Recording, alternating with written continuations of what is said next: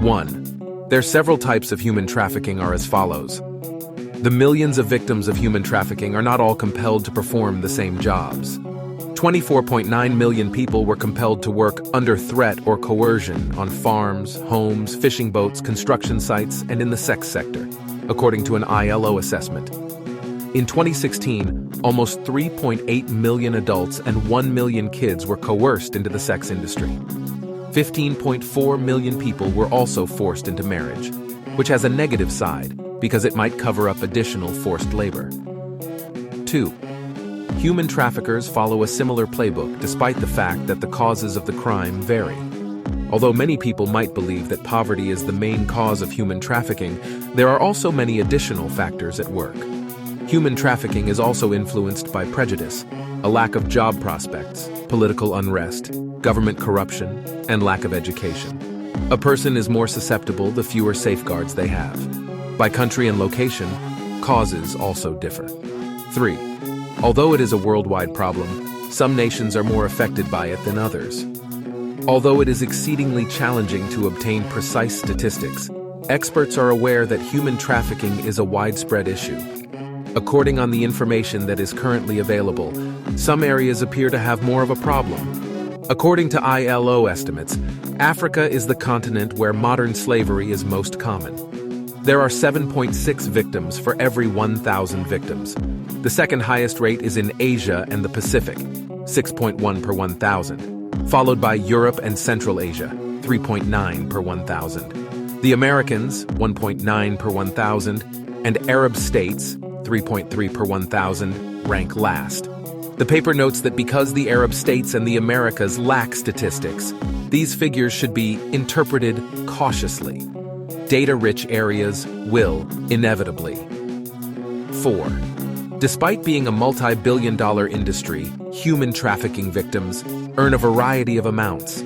The ILO reported in 2014 that the annual economic impact of human trafficking is $150 billion. 2/3 of all revenues from human trafficking come from sexual exploitation, with the remaining third coming from forced labor performed by trafficked individuals in industries like manufacturing, construction, mining, and domestic service. Although enormous revenues are occasionally made by traffickers, they are often only available to large criminal groups that have had a number of victims over the years. The UNODC discovered a group in one instance that made tens of millions of dollars over a 5-year period. Despite this, many traffickers do not significantly outperform their earnings from other forms of crime. Numerous instances where women and girls were. 5. The majority of sexual exploitation victims are still women and girls. In 2018, 5 adult women and 2 children were among the 10 trafficking victims who were found worldwide. The most frequent type of trafficking for women is sexual exploitation, although in other contexts, including domestic work, sexual violence is frequently used as a means of control. 72% of sexual exploitation in child trafficking involves girls. The proportion of adult women victims is decreasing as forced labor usage rises. That doesn't always indicate that things are better, though, as both male and female victims have increased during the past 15 years. The percentage of adult men, boys, and girls who have been trafficked has climbed faster than the overall. 6.